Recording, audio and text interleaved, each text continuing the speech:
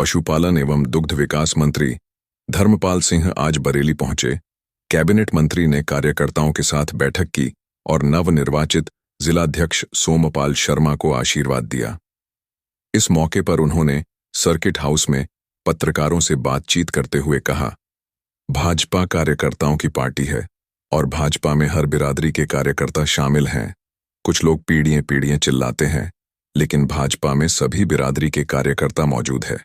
2027 में भारतीय जनता पार्टी प्रचंड बहुमत से जीतेगी।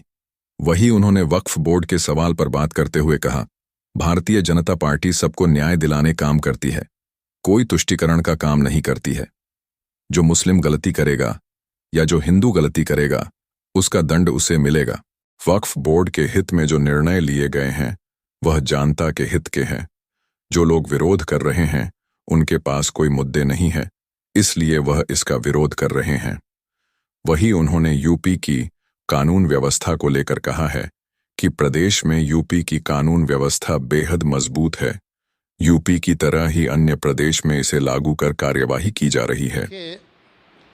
भारतीय जनता पार्टी कार्यकर्ताओं की पार्टी है, किसी बिरादरी विशेष की पार्टी नहीं है। मेरे दाहिनी ओर सोमपाल शर्मा जनपद बरेली के नवीन जिलाध्यक्ष बैठे हैं। इन्हें हमने वर्ष 1990 में मंडल अध्यक्ष चुना था और ये बिरादरी के आधार पर नहीं चुने गए।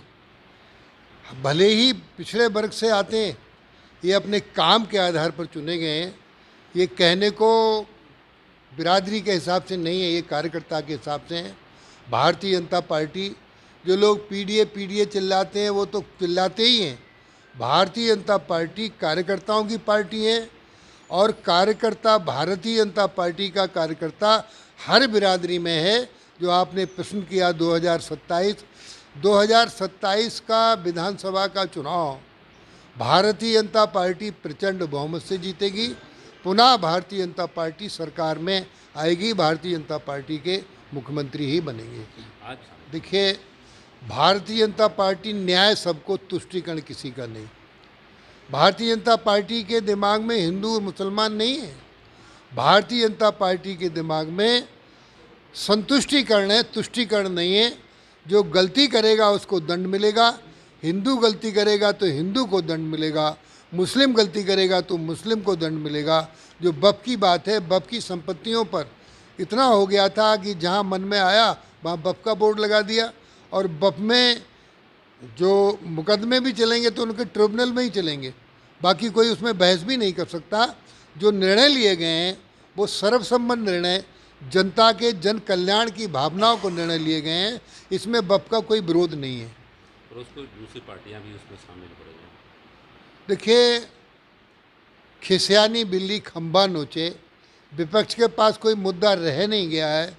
उत्तर प्रदेश में और देश में देश के प्रधानमंत्री माननीय नरेंद्र मोदी जी कर्मयोगी हैं। उत्तर प्रदेश के मुख्यमंत्री योगी आदित्यनाथ जी जन्म योगी हैं। ये राजनीति का स्वर्णिम युग है, ऐसा युग आने वाला नहीं। और देश और प्रदेश दोनों भारतीय जनता पार्टी के बहुत मजबूत हैं। देखिए, वास्तव में अच्छा प्रश्न किया है। रोजे में झूठ नहीं बोला जाता है। अब एक तरीके से मैं ऐसे नहीं होता है, एक व्रत होता है और इसमें तो ये रोज़ा नहीं है, इनका तो फांका है। फांका रोजे में अंतर है, खाने नहीं है। जैसे रोजे के नियम है खाने के, फांके का कोई नियम नहीं है। तो इसलिए जो रोज़ा का नाम लेकर जो किया जा रहा है, ये रोजे को ठीक से जानते नहीं। हालांकि हमारी भावनाओं में हिंदू, मुस्लिम, सिख, ईसाई सभी धर्म, हमारा देश धर्म निरपेक्ष है, धर्म सापेक्ष हम नहीं है। लेकिन फिर भी धार्यति सा धर्मा, जो धारण किया जाता है वो धर्म है। आँख का काम है अच्छा देखना, कान का काम है अच्छा सुनना, मुंह का काम है अच्छा बोलना। तो इन्हें अच्छा बोलना आता ही नहीं है, इसलिए जो चाहते हैं वो बोलते रहते हैं। इसका जवाब जनता देगी। दूसरा, उत्तर प्रदेश की कानून व्यवस्था को लेकर अखिलेश यादव लगातार सवाल उठाते हैं। कई घटनाओं की वीडियो ट्वीट करते हैं, बच्चियों के रेप की घटनाओं को ट्वीट करते हैं सोशल मीडिया पर, क्या कहना है? देखिए, इस समय उत्तर प्रदेश की कानून व्यवस्था अति उत्तम है। दुनिया में माननीय मोदी जी का नाम और योगी जी का नाम कानून व्यवस्था में उत्तर प्रदेश का उदाहरण दिया जाता है।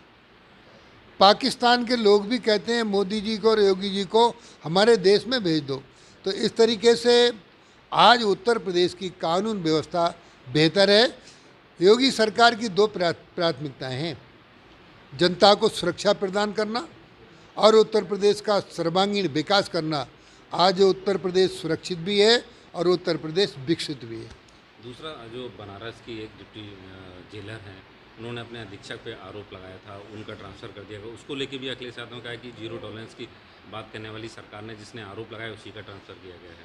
देखिए, ट्रांसफ़र एक पॉलिसी है, नीति है। ट्रांसफ़र नीति के आधार पर होते हैं और ट्रांसफ़र कुछ प्रशासनिक आधार पर भी होते हैं। जिनकी शिकायतें होती हैं तो उनके ट्रांसफ़र किए जा सकते हैं। धन्यवाद।